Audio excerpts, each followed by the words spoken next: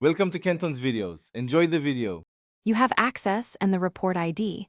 Now open the Allen DLP console and load that specific result immediately.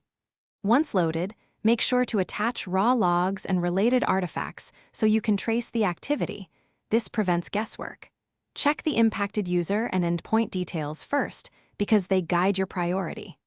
Also load the applied policy and rule that triggered the alert, since understanding the rule explains why the event was flagged and what to expect next.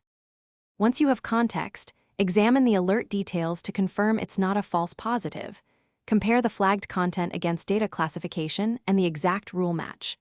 Then correlate with other telemetry. Build a timeline of user actions, endpoint processes, and network connections to see whether this was isolated.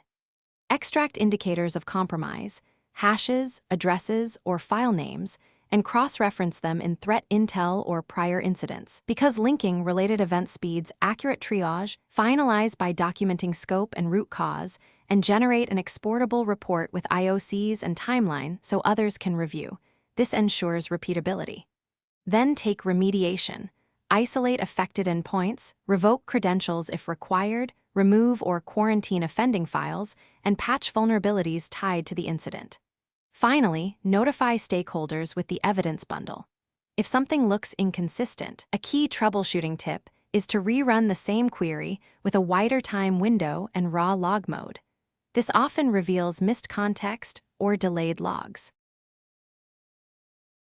Thanks for watching. Consider subscribing if we helped you.